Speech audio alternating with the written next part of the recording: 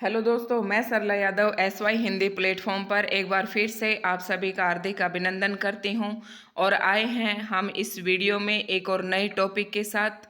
और टॉपिक है हमारा जवाहरलाल नेहरू, जिन्होंने एक रचना लिखी भारत माता, जो कि 11वीं के पाठ्यक्रम में आरोह भाग 1 के गद्य खंड में रचित है, दी गई है। तो आरोह भाग 1 के गद्य खंड में से पाठ नंबर जो 9 है, पाठ का नाम है भारत माता और इसके लेखक हैं जवाहरलाल नेहरू।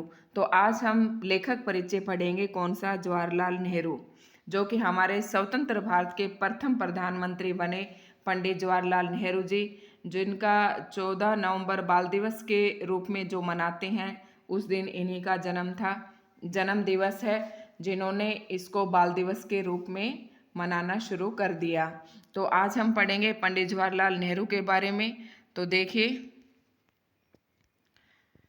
सच्ची संस्कृति को दुनिया के हर कोने से प्रेरणा मिलती है, लेकिन वह अपनी ही धरती पर पैदा होता है और उसकी जड़ें जन मन में समाई रहती हैं।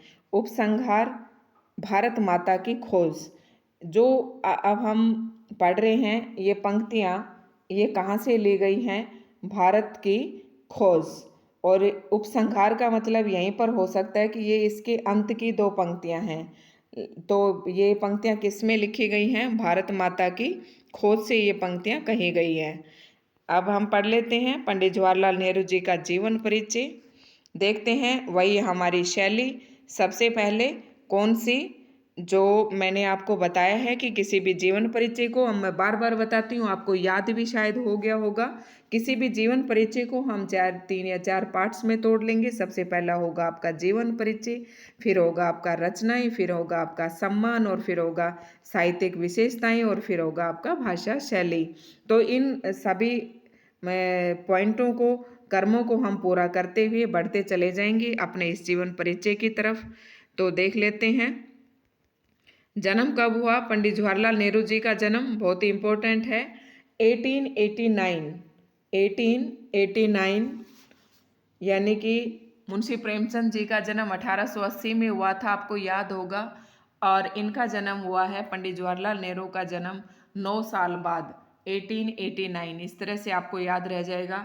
कहाँ पर हुआ? इलाहाबाद में हुआ। इलाहाबाद कहाँ पड़ता है? उत्तर प्रदेश में पड़ता है। तो उत्तर प्रदेश के इलाहाबाद में 1889 में इनका जन्म हुआ और इनकी मृत्यु कब हुई? 1964 में। तो इनकी समय सीमा क्या है? 1889 से 1964। ये 89 है, 89 के बाद क्या आता है? 90। 79 मत पढ़ लेना इसे, ये है 89। तो 1889 में इलाहाबाद उत्तर प्रदेश में इनका जन्म हुआ। प्रमुख रचनाएं, और इनका जो जन्म हुआ था वो एक संपन्न परिवार में हुआ था। और इनके पिता मोतीलाल नेहरू इलाहाबाद के बड़े वकील थे। इनके पिता कौन थे? इनके पिताजी का क्या नाम था? मोतीलाल नेहरू। हो सकता है आगे हो भी इसमें, लेकिन मैं जीवन परिचय के अंदर ही आपको बता देती हूँ। जन्म 1889 में इलाहाबाद उत्तर प्रदेश में हुआ। पिता का नाम मोतीलाल नेहरू था और ये वो पेशे से इनके पिताजी क्या थे? एक वकील थे। और जवाहरलाल नेहरू की प्रारंभिक शिक्षा घर पर तथा उच्च शिक्षा इंग्लैंड में हैरो तथा कैम्ब्रिज में हुई। तो जो प्रारंभिक शिक्षा थी वो कहाँ पर हुई? प्रारंभिक शिक्षा इनकी घर पर ही हुई और उसके बाद उच्च शिक्षा के लिए इंग्लैंड चले गई। और इंग्लैंड के कौन कौन से? कैम्ब्रिज और हैरो में हुई। और इन्होंने इंग्लैंड में ही वकालत की पढ़ाई भी की। जब इनके पिताजी वकील तो ये खुद भी इन्होंने वकालत की पढ़ाई की। तो इस प्रकार से पंडित नेहरू जी महात्मा गांधी जी के जीवन से अत्यंत प्रभावित थे। ठीक है, और महात्मा गांधी जी से प्रभावित थे तो आपको पता है कि ये अपनी पढ़ाई लिखाई छोड़कर किस में जुड़ जाएंगे? स्वतंत्रता आंदोलन में जुड़ जाएंगे। ठीक है, और मैंने आपको बताया देश के पहले प्रधानमंत्री बने थे, स्वतंत्र भारत के पहले प्रधानमंत्री जी। तो ये था इनका बेसिक सा इंट्रोडक्शन। मतलब अब मैं आपको बताती हूँ प्रमुख रचनाएं। यहाँ से देख लेना, मेरी कहानी, ये इनकी आत्मकथा है। आत्मकथा में भी पूछ सकते हैं। हिंदी की एक विधा है, हिंदी की कई सारी विधाएं हैं, जैसे कहानी है, नाटक है, उपन्यास है, रिपोर्टाज है, संस्मरण है। तो उसी प्रकार से एक हिंदी की विधा है, कौन सी? आत्मकथा। तो इनकी आत्मकथा क्या थी? मेरी कहानी, मेरी कहानी। आगे की इनकी रचनाएं हैं जिनका इन्होंने हिंदी में अनुवाद किया। तो हिंदी में अनुवाद किस किस का किया? विश्व इतिहास की झलक, हिंदुस्तान की कहानी, पिता के पत्र पुत्री के नाम, ये सारे जो थी ये इनका ये किसी और भाषा में थी और इन्होंने इनका हिंदी में अनुवाद किया।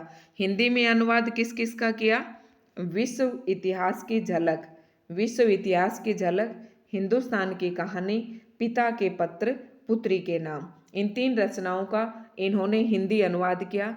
हिंदुस्तान की समस्याएं, स्वाधीनता और उसके बाद, राष्ट्रपिता, भारत की बुनियादी एकता, लड़खड़ाती दुनिया आदि लेखों और भाषणों का संग्रह।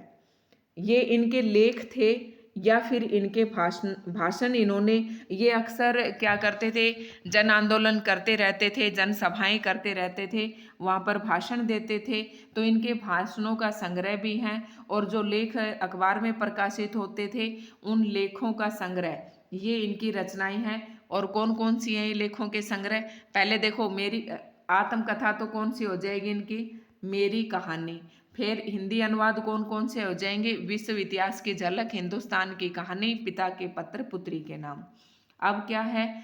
हिंदुस्तान की समस्याएं, स्वाधीनता और उसके बाद। कह रहा है कि आप देखो इसकी तो ट्रिक बन सकती है। हिंदुस्तान की एक समस्या है, क्या समस्या है? कि ये पराधीन है।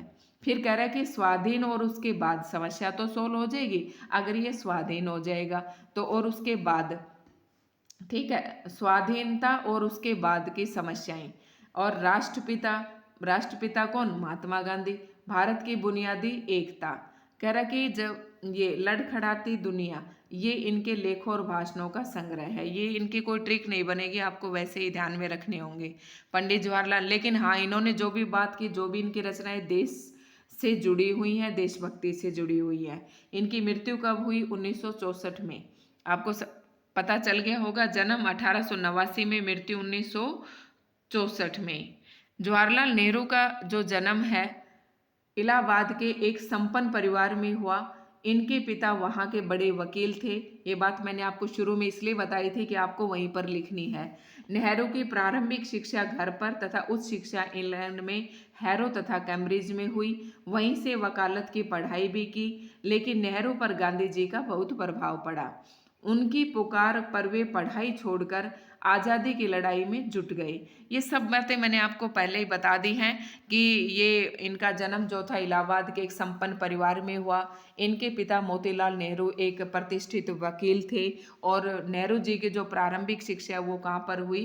घर पर हुई। बाद की पढ़ाई के लिए ये कहाँ चल गए? इंग्लैंड चल गए। और इंग्लैंड के कौन सी यूनिवर्सिटियों में इनकी पढ़ाई हुई? हैरो और कैम्ब्रिज में इनकी पढ़ाई हुई। और इन्होंने भी वकालत की, इन्होंने भी वकालत की। लेकिन महात्मा गांधी से ये बहुत ज़्यादा प्रभावित थे, इसलिए महात्मा गांधी के आह्वान से ये सब कुछ छोड़कर और स्वतंत्रता आंदोलन में कूद पड़े। आगे चलकर 1929 में वे भारतीय राष्ट्रीय कांग्रेस के लाहौर अधिवेशन के अध्यक्ष बने। किसके अध्यक्ष बने? ये इंपॉर्टेंट क्वेश्चन हो जाता है एचपीएससी एचएससी स्क्रीनिंग के लिए, स्टेट के लिए। 1929 में वे भारतीय राष्ट्रीय कांग्रेस के लाहौर अधिवेशन के अध्यक्ष बने और पूर्ण स्वतंत्रता की मांग की। आपको पता है रावी नदी के किनारे एक लाहौर में एक अधिवेशन हुआ था जहाँ पर इन्होंने अपने भाषण में कह दिया था कि आज से हम सभी भारतवासी आज़ाद हैं। ये लिखी हुई है ना यहाँ पर। और पूर्ण स्वतंत्रता की मांग की। नेहरू का सुझाव समाजवाद की ओर भी रहा। एक मुख्य इंपॉर्टेंट बात आ जाती है, नेहरू का झुकाव किधर था? समाजवाद की तरफ। अब मुख्य मुख्य बातों को देख लेते हैं। इनका जन्म कहाँ हुआ? इलाहाबाद में हुआ। कब हुआ? कब हुआ? 1889 में। मृत्यु कब हुई? 1964 में। प्रारंभिक शिक्षा कहाँ पर हुई? घर पर हुई। बाद की शिक्षा के लिए कहाँ चले गई? इंग्लैंड चले गई। और इंग्लैंड की कौन सी यूनिवर्सिटी से? हैरो और कैम्ब्रिज यूनिवर्सिटी से इन्होंने पढ़ाई की और अब वकालत भी की। लेकिन गांधी जी के आह्वान पर ये वहां से छोड़कर वापस आ गए थे और आज़ादी की लड़ाई में जुट गए। और 1929 में वे भारतीय राष्ट्रीय कांग्रेस के लाहौर अधिवेशन मतलब कांग्रेस का जो लाहौर में अधिवेशन हो रहा था, ये उसके अध्यक्ष बने और पूर्ण स्वतंत्रता की वहां पर उन्होंने मांग की। मुख्य बात क्या है? समाजवाद। ये सब बात आप नोट कर सकते हो कि झुकाव किधर था इनका। इस तरह से नोट्स बना सकते हो। किसकी तरफ था? समाजवाद की तरफ। पढ़ाई कहाँ से की? यहाँ से की। शुरू की पढ़ाई कहाँ से की? घर से की। पिता का क्या नाम था? ये था। इस तरीके से आप लिख लेना। मैं लिखे हुए नोट्स आपको इसलिए नहीं देती कि कई तरह के स्टूडेंट्स होते हैं वीडियो को देखने वाले, और जब नोट्स से मेरे खुद का बताती हूँ कि मैं किसी के नोट से नहीं पढ़ती, क्योंकि नोट से जब पढ़ते हैं तो हमें ऐसा लगता है कि कोई बात इसमें रह गई होगी जो इन्होंने नहीं लिखी होगी। तो मैं कभी भी किसी के भी नोट से नहीं पढ़ती, मैं अपनी डिटेल पढ़ती हूँ और अपने खुद के नोट्स बनाती हूँ। तो आप भी ऐसा ही कीजिए। मैं चाहती तो आपको लिखे लिखाए नोट्स भी दे सकती थी, लेकिन मैं नहीं दे रही। मैं एनसीईआरटी का डाटा प्रोवाइड करवा रही हूँ ताकि आगे चलकर किसी बच्चे को कोई नुकसान न हो। ठीक है, तो आप इसी से पढ़ते रहिएगा, और इनको किस तरीके से लिखना है वो मैं आपको साथ साथ बताती जा रही हूँ। सन 1947 में जब भारत स्वतंत्र हुआ तो नेहरू जी पहले प्रधानमंत्री बने, ये बात भी मैं आपको बता चुकी, और भारत के निर्माण में अंत तक जुटे रहे। उन्होंने देश के विकास के लिए कई योजनाएं बनाई, जिनमें आर्थिक और औद्योगिक प्रगति तथा वैज्ञानिक अनुसंधान से लेकर साहित्य, कला, संस्कृति आदि क्षेत्र शामिल थे। अब देखो, जब हमारा देश आज़ाद हुआ तो हमारी दशा जो थी बहुत ज़्यादा दयनीय थी। अब कहने को तो हम कह देते कि उन नेताओं ने क्या किया, महात्मा गांधी ने क्या किया, पंडित जवाहरलाल नेहरू ने क्या कहा। कहने वाले लोगों की जीभ जो है बहुत हल्के हल्के में चल जाती है, लेकिन जो आप वैज्ञानिक अनुसंधान की बातें कर रहे हैं आज आज जबकि हमारे देश को आज़ाद हुए लगभग 74-75 साल हो चुकी हैं, और जब अब हमारा ये हमारा यान जो अभी कहाँ पर पहुंचा था, चंद्रयान जो मंगल पर पहुंचा है, ठीक है। लेकिन आप इन अक्षरों से देख सकते हैं कि इन्होंने तभी योजनाएं बना ली थी, किस किस चीज की?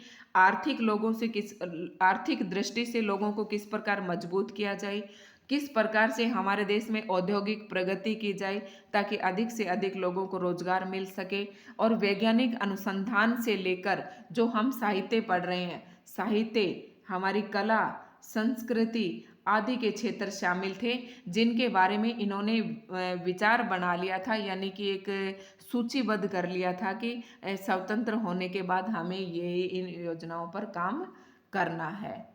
तो ये इनकी योजनाएं थी जो इन्होंने एक परतंत्र भारत को आज़ाद होने के बाद यही योजनाएं बनाई थी कि ये मुझे करना है, और ये स्वतंत्र भारत के पहले प्रधानमंत्री बने थे।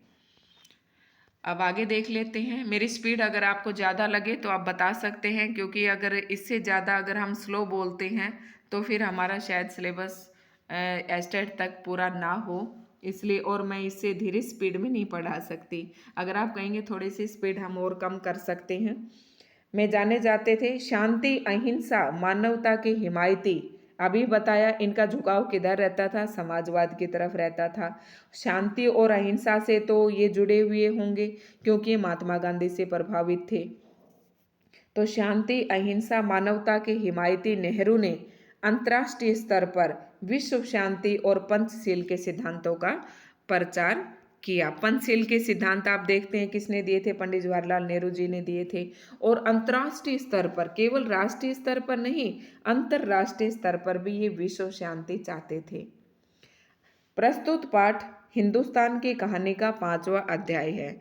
कौन सा पाठ? भारत माता। अब हम कौन से पाठ के लेखक पढ़ रहे हैं? भारत माता पाठ का लेखक पढ़ रहे हैं, जो कौन है? पंडित जवाहरलाल नेहरू। भारत माता पाठ किसने लिखा? पंडित जवाहरलाल नेहरू ने लिखा। और भारत माता पाठ का जो ये कहाँ से लिया गया? कहाँ से लिया गया? इनका लिया गया हिंदुस्तान की कहानी नामक जो इनकी रचना थी, उसका 5वां अध्याय है ये भारत माता, जो हम यहाँ पढ़ रहे हैं। इसी का एक अध्याय है, इस रचना का एक अध्याय है।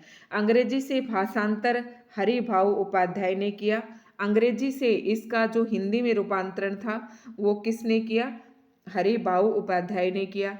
इसमें पंडित नेहरू ने बताया कि किस तरह देश के कोने कोने में आयोजित जलसों में जाकर। इस पाठ में क्या बताया गया है? भारत माता पाठ में ये बताया गया है कि किस तरह देश के कोने कोने में आयोजित जलसों में जाकर वे आम लोगों को बताते थे कि अनेक हिस्सों में बटा होने के बाद भी हिंदुस्तान एक है। यानी कि ये जो भी जलसे निकालते थे, जो भी आंदोलन करते थे, या जहाँ पर भी लोगों को इकट्ठा करके भाषण देते थे, तो वहाँ पर ये अपनी भारत माता का जिक्र जरूर करते थे। भारत माता के ही नारे लगवाते थे। भारत माता ही इनका मुख्य जो वक्तव्य था उसका विषय होता था, भारत माता ही होता था। तो ये लोगों को ये बताते कि हमारा देश अनेक हिस्सों में बटा हुआ है लेकिन फिर भी एक है। इस अपार फैलाव के बीच एकता के क्या आधार है? अब गांधी जी ज़्यादातर किससे बातें करते थे? किसानों से बातें करते थे, क्योंकि जो किसान लोग थे वो जल्दी इनकी बातों को समझ जाते थे। और इन्होंने किसानों को ये अपने जलसों में बताया कि जो हमारे देश का अपार फैलाव है, मतलब बहुत ज़्यादा दूर तक फैला हुआ है, लेकिन फिर भी उसके बीच में एकता है। तो हमारा देश एक क्यों है? क्या है इसकी एकता का आधार? और क्यों भारत एक देश है जिसके सभी हिस्सों की नियति एक ही तरह से बनती बिगड़ती है? यही पूरे पाठ की विषय वस्तु है। पूरे पाठ की विषय वस्तु क्या है? कि हमारा भारत एक है, हालांकि अनेक हिस्सों में बटा हुआ है, फिर भी हमारा देश एक क्यों है? ये सारा सब इस पाठ की विषय वस्तु के बारे में बताया है। इसी क्रम में पंडित नेहरू ने भारत माता शब्द पर भी विचार किया इस पाठ में, और इन्होंने क्या किया? भारत माता शब्द पर भी विचार किया। उनका निष्कर्ष है कि भारत माता की जय का मतलब है, देखो भारत माता शब्द पर विचार क्यों किया? क्योंकि ये जहाँ पर भी आंदोलन करते थे, जहाँ पर भी इकट्ठे होकर लोगों को भाषण देते थे, वहीं पर ये भारत माता का जयकारा लगवाते थे। और भारत माता का जय का मतलब है यहाँ के करोड़ करोड़ लोगों की जय। यानी कि हमारे जो उनका ये मानना था कि हमारी भारत माता किससे बनती है? हमारे देश के करोड़ों करोड़ों लोगों के जोड़ने से हमारी क्या बनती है? भारत माता बनी है। तो इस पर आप देखना कितना गूढ़ अर्थ है कि देश के एक एक लोग को, एक एक लोग से मिलकर हमारी जो जनसंख्या वो करोड़ों में हुई है, और इन करोड़ों का नाम ही भारत माता की जय है। यानी कि जब हम भारत माता की जय बोलते हैं तो हम अपने देश के हर एक नागरिक की जय बोलते हैं। ये इसके कहने का भावार्थ है। आई होप आप समझ गए होंगे। तो कहने की जरूरत नहीं कि अपने छोटे आकार के बावजूद इस लेख का कथ्य अत्यंत विराट और प्रस्तुतिकरण पैना है। क्या है? प्रस्तुतिकरण पैना है। प्रस्तुतिकरण कितने अच्छे से किया गया है। पाठ का आकार बहुत छोटा है, छोटा सा पाठ है, लेकिन इसका कथ्य, कथ्य का मतलब इसकी कहानी बहुत ही विराट है। मुझे तो एक यही जो मैं आपने आपको ये शब्द बताया, भारत माता की जय का मतलब यहाँ के करोड़ों करोड़ों लोगों की जय। आज की जो हमारी हम कहते हैं कि महात्मा गांधी, पंडित जवाहरलाल नेहरू और भी एक्स्ट्रा एक्स्ट्रा नेताओं ने हमारे देश के लिए क्या कहा, क्या किया, तो मैं ये कहती हूँ कि इनकी सोच देखो कितनी उच्च थी कि एक एक भारतीय से हमारे करोड़ों भारतीय बने, और करोड़ों भारतीयों से हमारी क्या बनी? भारत माता की। इसका मतलब भारत माता की जय का मतलब ही क्या लिया इन्होंने? करोड़ों करोड़ों लोगों की जय लिया। तो इसका कहने का मतलब ये है कि इस पाठ का जो कथ्य है, जो कथा वस्तु है, अत्यंत विराट है, और इसका जो प्रस्तुतिकरण है वो थोड़ा पैना है, थोड़ा तीखा है। तो ये इस पाठ में यही बताया गया है। बहुत ही अच्छा है ये कहानी, आप पढ़ेंगे तो आपको पता चलेगा। और इस पाठ में और क्या दर्शाया गया है? उसने इस भारत माता पाठ में ये बताया है लोगों को कि वह जहाँ जहाँ भी अपने जिस जिस भी यात्रा पर गया, उसे सभी भारतीय लोगों का दर्द एक जैसा लगा, सभी लोगों की तकलीफ एक जैसी थी, समस्या एक जैसी थी। यानी सभी किसान जो थे गरीबी, सभी किसान जो थे गरीबी, शोषण, शोषण और सूद, सूद क्या होता है? ब्याज। और क्या है? पुलिस के जुल्म, इन्हीं से सब परेशान थे सभी लोग। जुल्म, इनसे सब परेशान थे। सभी लोग इन्हीं चीज़ों से घिरे हुए, कोई गरीबी से, कोई शोषण से, कोई पुलिस के जुल्म से, कोई सूद से। तो वो जहाँ भी गए, भारत माता के जिस कोने में भी गए, सभी पर वहाँ सभी परेशानियाँ एक जैसी थी। और ये सारी परेशानियाँ किसकी देन थी? महात्मा गांधी जी का कहना है कि ये सारी परेशानियाँ जो हमारी विदेशी सरकार थी, जो ब्रिटिश सरकार थी, उसकी देन थी। ब्रिटिश सरकार की ये देन थी। हम सभी विदेशी सरकार के, चलो अभी ये तो फिर ये पाठ की पूरी डिटेल ही आ जाती है, फिर हम पाठ पढ़ेंगे तो तभी इसे पढ़ेंगे। तो हमारा ये जीवन परिचय तो यहीं पर ख़त्म हो जाता है। भाषा शैली पर और थोड़ा सा प्रकाश डाल देती हूँ। भारत के प्रथम प्रधानमंत्री पंडित जवाहरलाल नेहरू की रचनाओं की शैली वर्णन प्रधान शैली है। किस प्रकार की शैली है? शैली की अगर बात करें, भाषा शैली की बात करें, तो इनकी शैली कैसी है? वर्णन प्रधान है। कैसी है? वर्णन प्रधान। क्योंकि इन्होंने सारी चीज़ें डिस्क्राइब कर कर करके खोल खोल कर बताई आपको। तो इनकी भाषा शैली कैसी है? वर्णन प्रधान है। वाक्य विन्यास में व्याकरण के नियमों का पालन नहीं किया गया है। अनुवादित रचनाओं में अनुवादक ने अंग्रेजी की काव्य रचना का ही प्रयोग किया, वाक्य रचना का ही प्रयोग किया है। मतलब जो हिंदी में इन्होंने अनुवाद किया अंग्रेजी रचनाओं का, उसमें अंग्रेजी के शब्द भी आए हुए हैं। इसलिए अनुवादित रचनाओं की भाषा शैली में प्रभावमयता नहीं है। क्योंकि इन्होंने जो अंग्रेजी से हिंदी में अनुवाद किया है उनमें प्रभावमयता नहीं है। और जो वाक्य रचना जो है अनुवादित, जो इनकी अनुवादित रचनाएं उनकी भाषा शैली में प्रभावमयता नहीं है। वर्णन प्रधान शैली का प्रयोग किया गया है और व्याकरणिक नियमों का प्रयोग नहीं कर पाई, क्योंकि उनका अंग्रेजी से हिंदी में प्रयोग हुआ है और नियमों का पालन नहीं किया गया है। तो यही था आपका कोई, शायद अब कुछ इस पाठ में बताने के लिए नहीं बचा है, तो हम यहीं पर इस अपने लेखक परिचय को विराम देते हैं। और एक बार फिर आपसे गुजारिश करते हैं कि वीडियो अगर आपको अच्छी लगी हो तो लाइक, शेयर एंड सब्सक्राइब ज़रूर करना। क्योंकि बच्चे वीडियो तो देख लेते हो बट सब्सक्राइब नहीं करते हो। आपको एक अंगूठा ही तो लगाना है, एक बेल आइकन को ही तो प्रेस करना है, जो ऐसे एक बेल बनी हुई है उसी को तो प्रेस करना है। तो please like, share and subscribe ज़रूर करें।